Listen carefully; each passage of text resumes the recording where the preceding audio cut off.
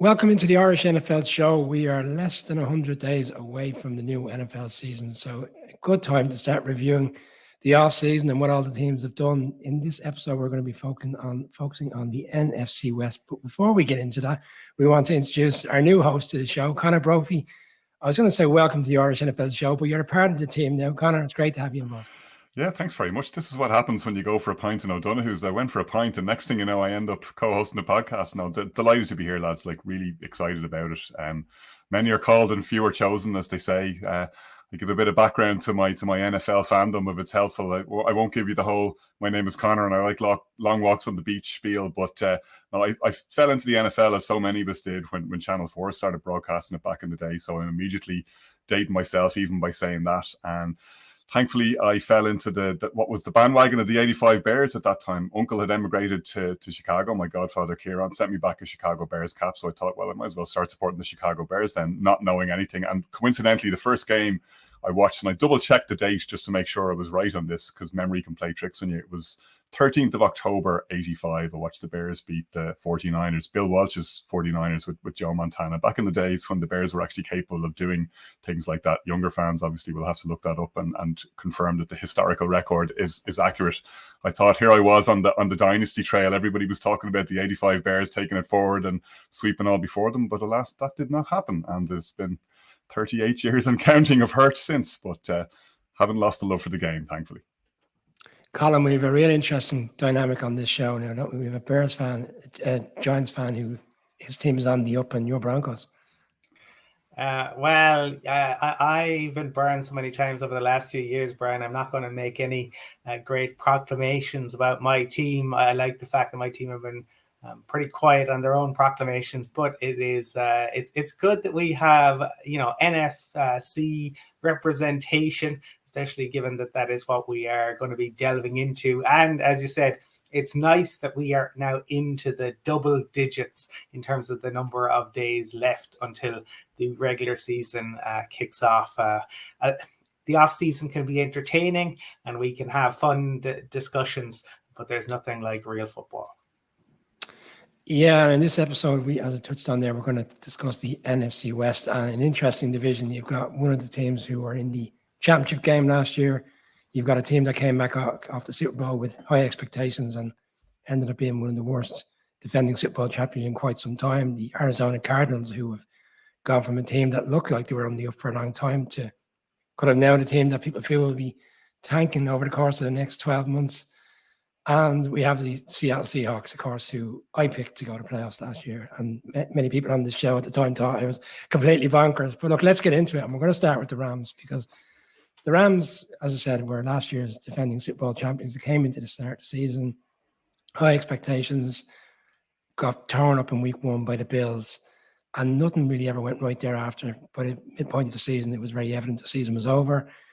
I suppose they were a team in which they went all in, in terms of trying to get to the promised land, in which they did. They've got the Lombardi in the case. But yeah, we've quickly seen in the league that things can unravel very quickly. They've traded away Jalen Ramsey. There's talk of Aaron Donald being potentially traded away. And Matthew Stafford is a concern coming back off the injury. I'll start with you, Conor, on this one, if you don't mind. Like, your thoughts on the Rams. Like, Sean McVay, again, has been questioning around whether he's going to be even there in the long term. Like, where do you see this team right now? This is where you show your mettle as a coach, right? We talk about the best coaches and we correlate the talent that's available to them often with how good they are as a coach. McVay, as we've known, as the wunderkind, the offensive boy genius, as we've seen him over the past couple of years, schemed their way to a Super Bowl, made the right call moving on from Jared Goff. As you say, took a big swing on Matthew Stafford, which was by no means, a guarantee of success, and it absolutely paid off. Obviously, they went all in for that. We remember the infamous general manager Les Snead's T-shirt with the F them picks slogan on it about trading away all those number one picks for that shot. I gotta say, I'm a big believer in the flags fly forever. Having introduced myself and my woebegone Bears fandom over the last 38 years, you hang on to those moments of glory. In the immortal words of Rupert Pupkin from King of Comedy, better king for a day than schmuck for a lifetime. Like, you'll take a couple of years of rebuilding if you have those warm memories of Lombardi's past in at least recent memory to keep you aglow. But we'll see what McVay's mettle is now. I don't know, anyone who's read that long form ESPN article, I think it was in the off season last year, it was written, it was probably coming off their Super Bowl season. You see the intensity and you see what the job requires of him and what he's had to put into it. They talk about near migraine-like headaches after games because of the level of focus he puts in, hardly any sleep, getting up in the middle of the night to do X's and O's and review film and all of that stuff. This is the sort of obsessive detail that we know of old that Belichick had to put in with the Patriots to build a dynasty. McVay, obviously a coach very much who modeled himself in terms of that love in the game, steeped in the lore of the game, prepared to do, whatever it takes in terms of investment of personal time. And that takes a lot out. There was talk about obviously him moving into the broadcast booth. He seemed to have one foot out, came back in last season, didn't really work out. You can't imagine him going out on a downer, though. He doesn't seem like that kind of guy, having put in everything that he's put in. I think this is the supreme challenge, right, is to build back now. It's not that it's easy to do it when you have the kind of talent that they had and the sacrifices that they had to make to get there, and to come back from losing a Super Bowl to win one, with one season removed in between to do that. A feat that so few teams have actually managed over the years. And we'll see how they go this year. And it's going to be it's going to be uphill pedaling for them, even to get out of that division, given the competition around them. But as I say, I think this is where you'll really see what McVay is made of. And I'm hoping that backs against the wall brings out the best in him and the talent that they still have available to them. This is not the worst roster in the NFL by any means either. Not the worst roster, but they have lost quite a few players as well, Colin. Like Leonard Floyd, still available on the open market. I'm surprised he hasn't been picked up. Bobby Wagner was brought in last offseason. Everybody thought he was going to be a solid pick. He's gone back to Seattle. Like, they have quickly released players that have come in. Are you with Connor on this, that it's a case of how good McVay can show himself as a head coach, or is this team kind of in a situation where they'll take their bumps for another year and try rebuild again, and potentially with the number one pick or something in the top 5 next year? Because they do have a first round pick next year. Sorry, just bear in mind that. At long last. But I'm certainly with Connor on the fact that I think they'd do it all over again if you were to ask Rams fans. And I think if you were to go to Vikings fans, Bills fans, Bengals fans, Falcons fans, Panthers fans, Cardinals, Titans, Chargers, Browns, Lions, Jags, or Texans, all of those teams who don't have Super Bowl rings, any of them would swap places with the Rams, because ultimately you play the game to win Super Bowls, and it's the highs and lows. I mean, if you're living, Florio refers to purple purgatory, but the Vikings aren't going to remember the fact that they got to the playoffs last year. What they do remember are the heartbreak seasons where they probably, could have and should have done it. But you don't remember losing in the wild card or the divisional round or even the conference championship. Really, what people remember are the Super Bowls you win, or the very often, in my Broncos case, the Super Bowls you get blown out in. So I get why the Rams did what they did.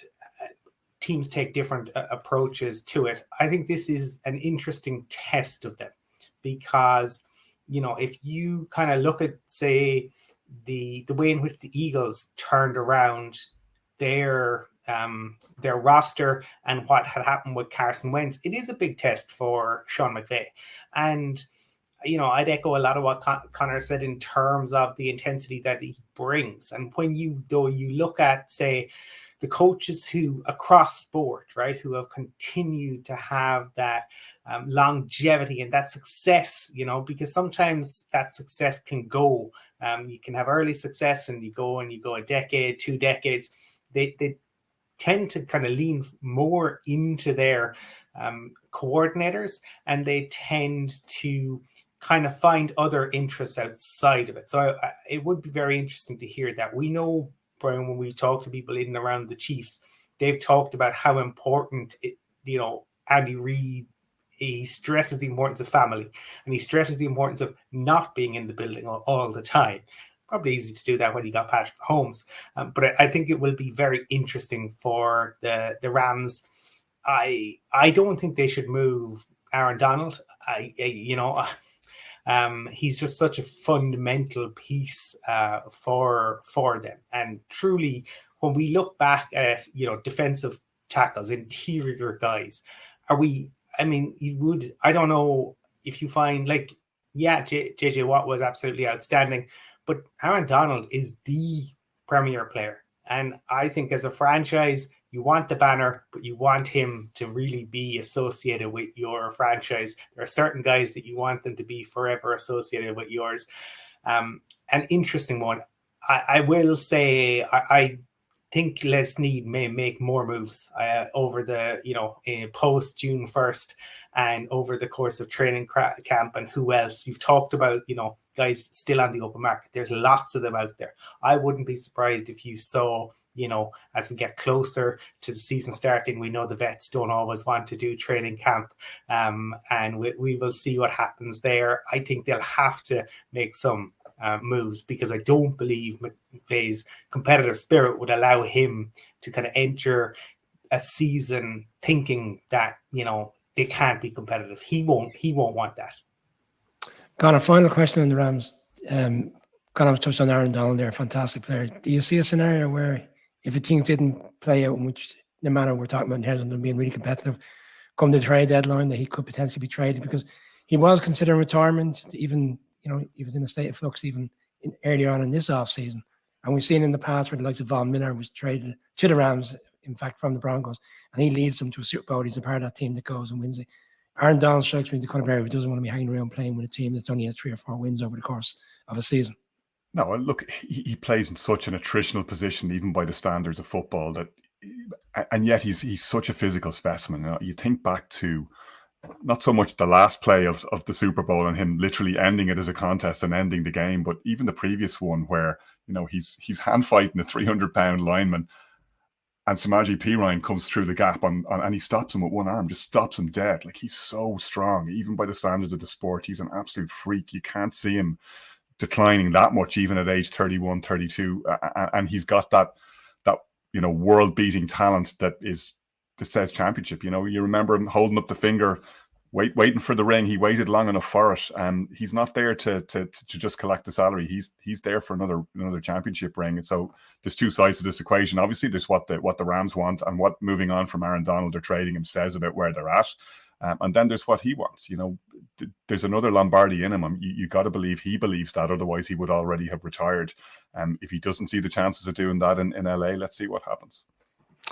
Interesting times ahead, and we haven't even touched on Matthew Stafford, whether he'll be fully fit and play the entirety of a season. I'm going to go next on this one. I'm going to throw out a lot of things on the Arizona Cardinals, because Austin Ford comes in as the GM. He then has to deal with Jonathan Gannon's the head coach. There's obviously the conversation around whether they were talking to the Eagles in the background, which shouldn't have been done according to league rules. You've got the scenario previously with the owner, when people were removed from the building and they were handed burner phones in the previous kind of ownership of the GM with Steve Coyne, and he's contacting people he shouldn't be contacting. They've got stipulations in Kyler Murray's contract, which are then removed from the contract. DeAndre Hopkins is clearly unhappy. They've obviously moved on from him this week. And then obviously come the night of the draft, they do a trade with the Texans essentially to secure next year's pick. Strikes me as a team, for most people, just a team that are thinking a year ahead. The DeAndre Hopkins release this week, and for me is even more evident that the fact that they're willing to take the 22.5 salary cap hit now, as opposed to like an 11 now and 11 next year. Get rid of it now. Don't put themselves in a position come the remainder of the offseason where they have cap to sign players. Because if a player becomes free of any magnitude from a team and the Cardinals aren't making a push, it's if there's cap available, and fans are asking why. Where if they just take the bump now, they have no money to play with. For me, it just seems like a team that are, I wouldn't say they're off the rails, but certainly looking a year further down the line. And I don't see my expectations are very low for this team right now. Colin, I'll kick off to you. Would you stand by me on that? Is a fair reflection of where they're at? I think so, and I think they are in this kind of weird phase at the moment where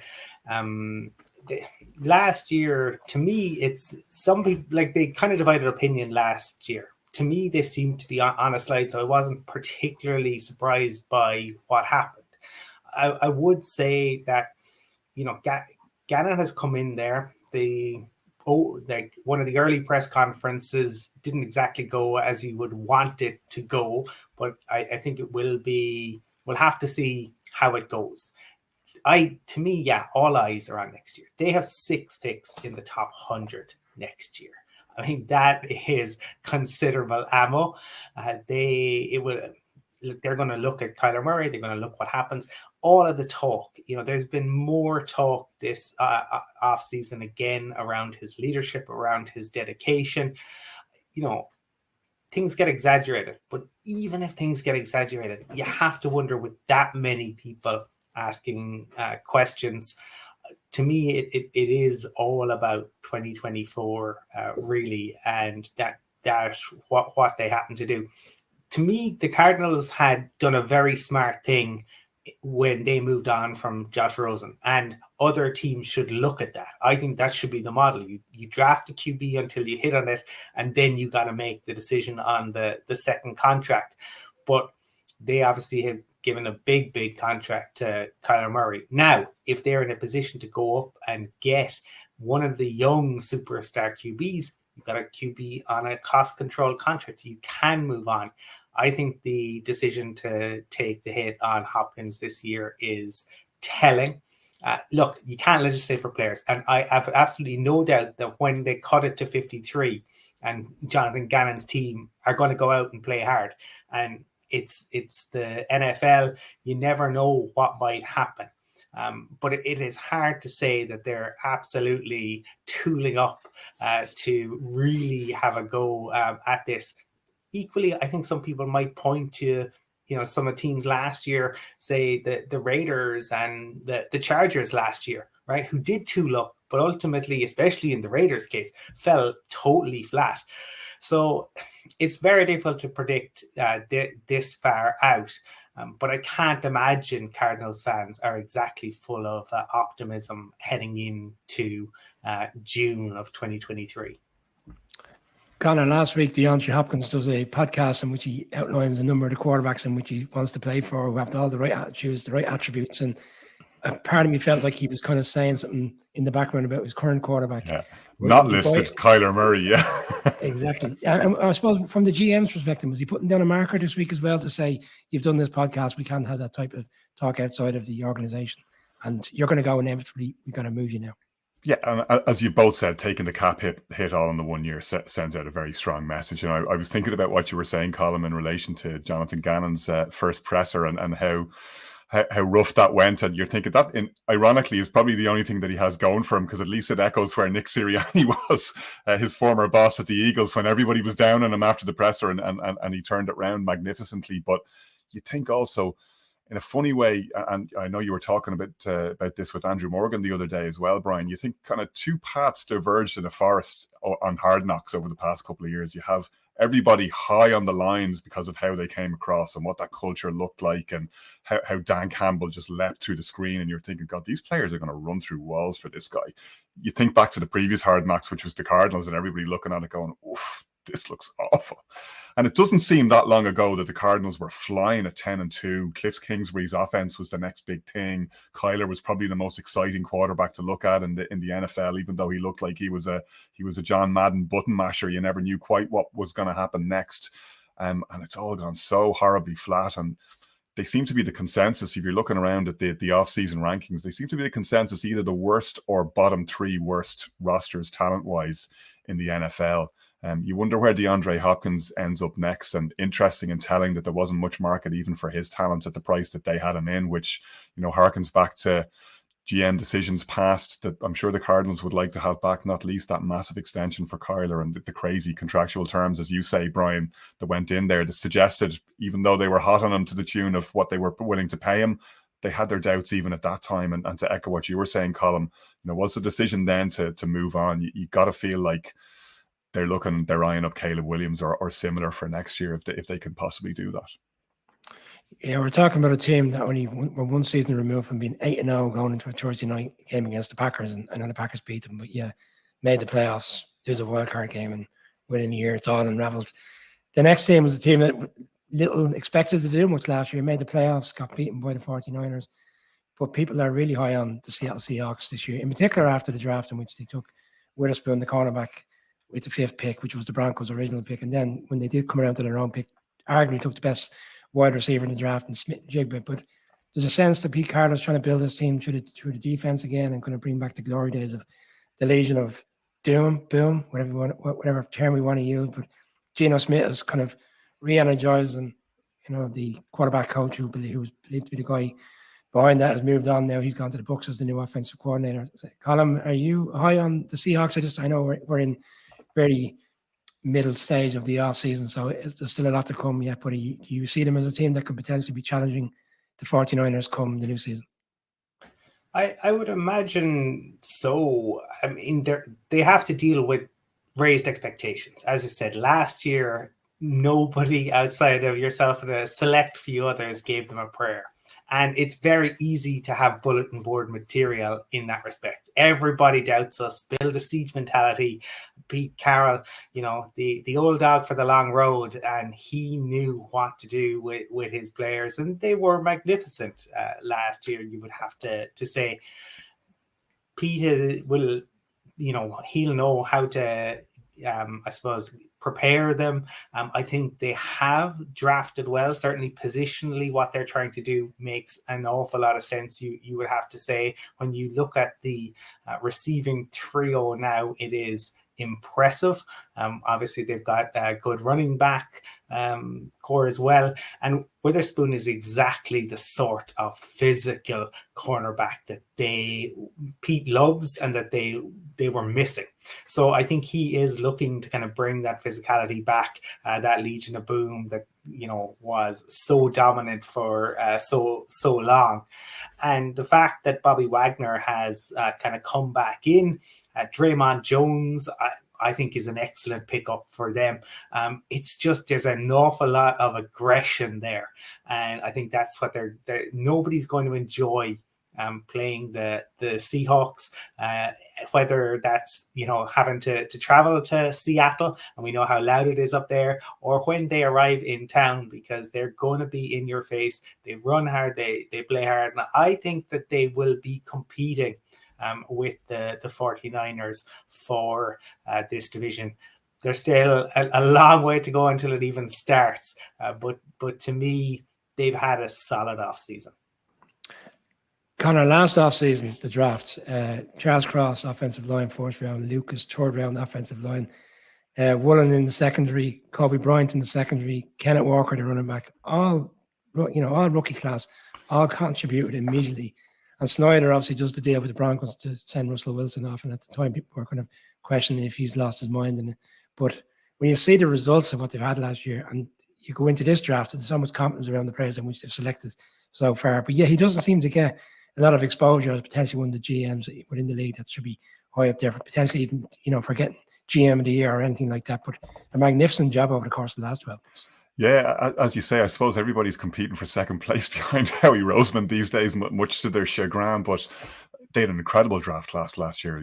Probably headed by Tariq Woolen. Might have been Kenneth Walker at the top of that list if he hadn't gotten injured during the season. Your key question here is sustainability, I think, on two fronts. Firstly, what level of player are we going to see from Geno this year? Given the type of player he is, you don't expect, or I wouldn't expect, that there'll be much of a drop off there. We've obviously a very small sample of work ultimately to look at from Geno, which is crazy considering how long he's been in the league. It's not so much that he wasn't the guy; it's that he never had the chance to prove he was the guy until last season and stamped his card. That to me looks absolutely repeatable this year. Will they hit with the draft picks to the same extent they did last year? Very hard to get that level of consistency from year to year because it is such a lottery. But they look to have picked really well, and they had those 2 first rounders, Witherspoon and Smith and Jigba, look to be perfect fits in what Carroll is trying to do on both sides of the ball. You're also back with this AFC NFC matchup at the moment. AFC, you've just got to get through such a murderer's row even to get to the Super Bowl. I mean, I ultimately was wrong in this last year when I was thinking about predictions at around about this point in 2022. I would have thought champion is definitely going to come from the NFC because it's such a slog to get through on the other side. I was high on the 49ers or the Eagles, marginally tipped the 49ers, turned out to be wrong there.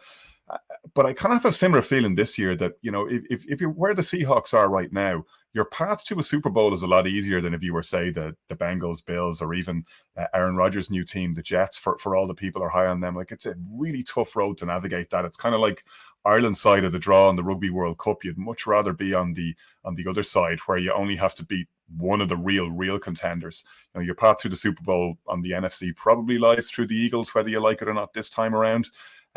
But if I'm Pete Carroll, if I'm the Seahawks, I like where I'm sitting right now. I like the hand that I'm playing with them. People will be an awful lot higher on them this year, and as you were right to be last year, Brian, than they were this time a year ago.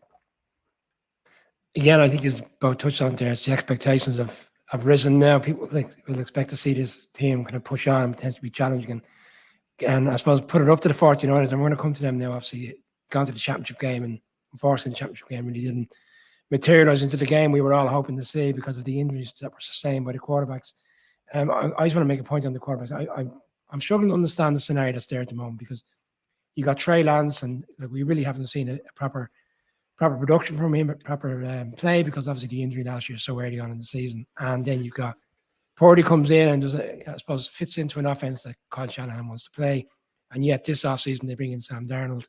And there's people out there that feel Sam Darnold might be the one that actually starts week one, because he, again, is another quarterback that fits into the scheme.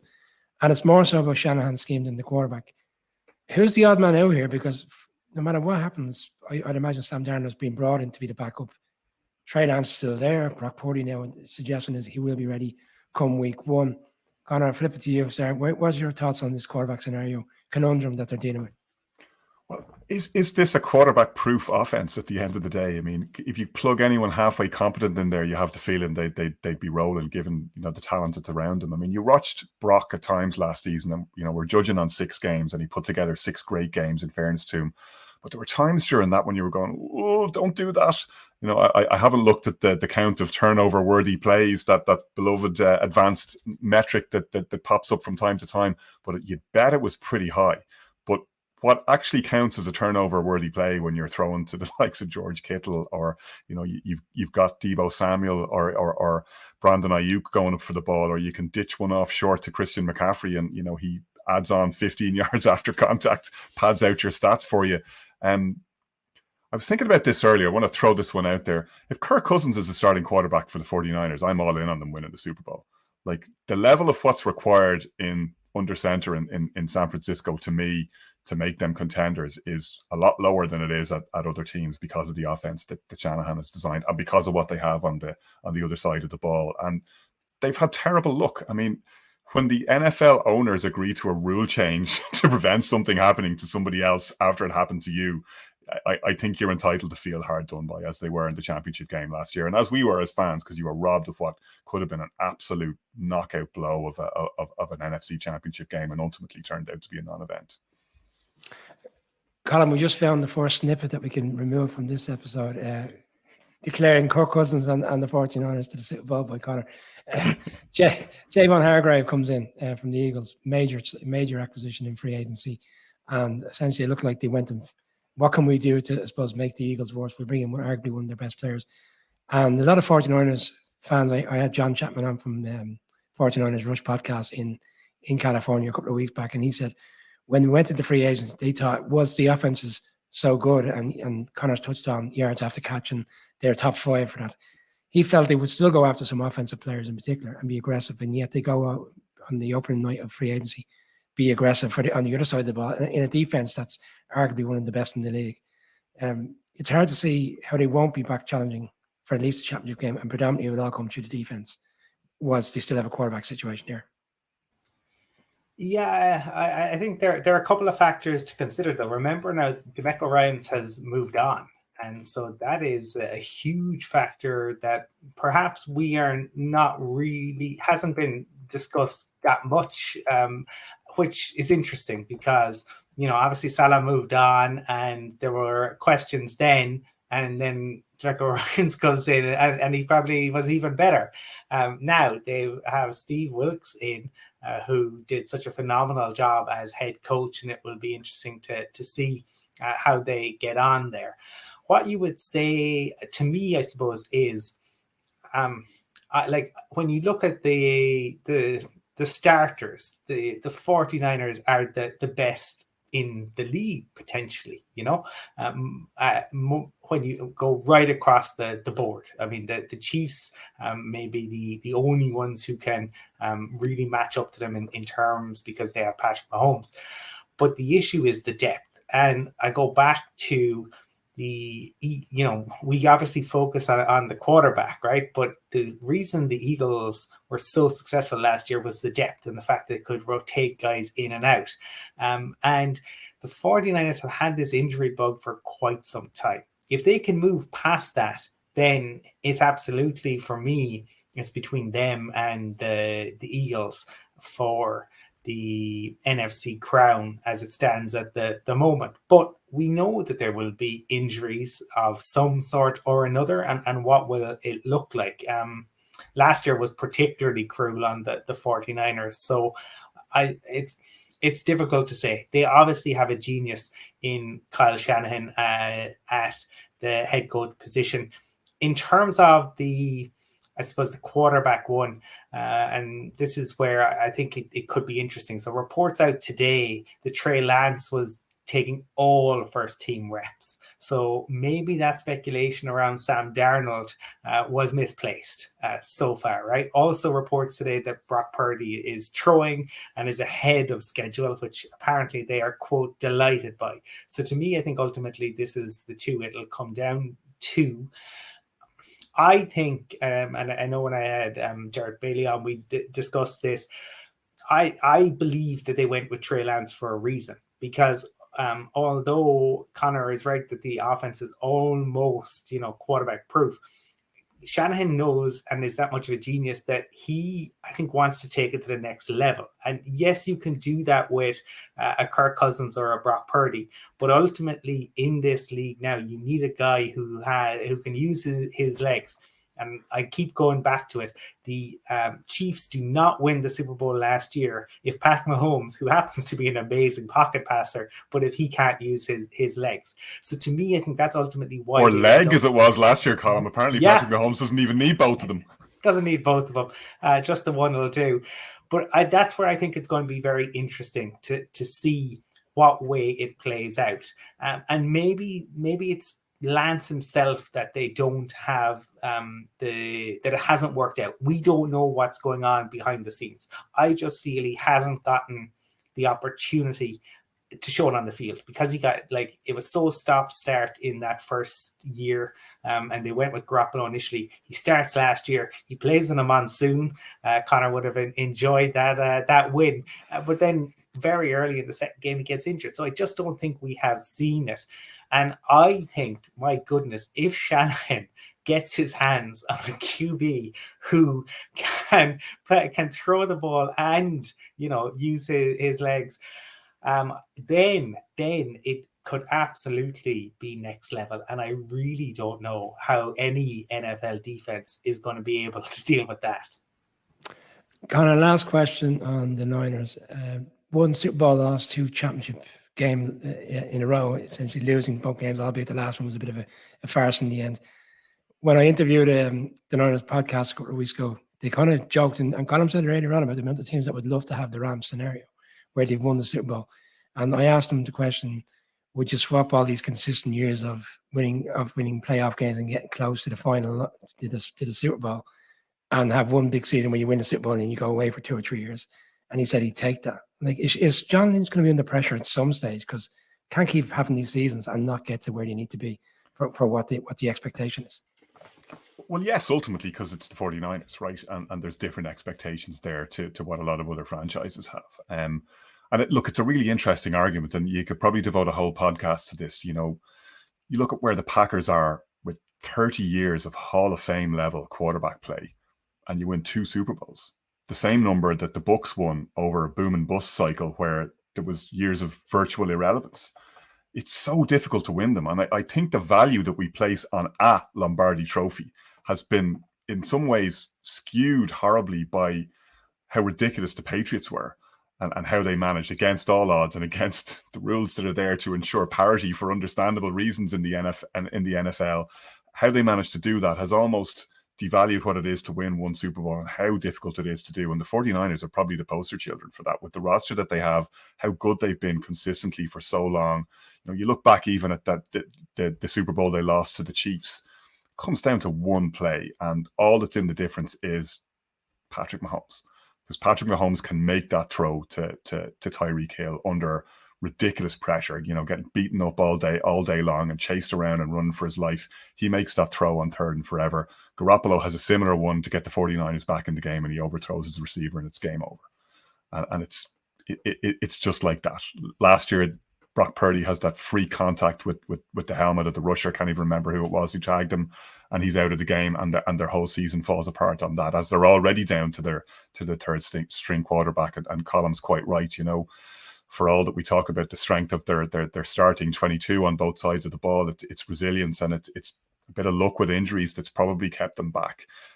They're so close, but that doesn't necessarily count for anything. You know, you add up all those second places, and it doesn't add up to a first. You know, it's I wouldn't quite compare the 49ers to the Mayo footballers, but it's tough. 49ers and Mayo footballers is an interesting comparison. Look, most divisions, when we make our picks come August and September every year, we have various different picks and selections, wild cards and all the rest. But I have a funny feeling come September that I think we might be aligned in terms of who we are picking to win the NFC West. But for now, that is our NFC West review on the Irish NFL show. Thanks to Colin and thanks to Connor. For now, join us for the next episode.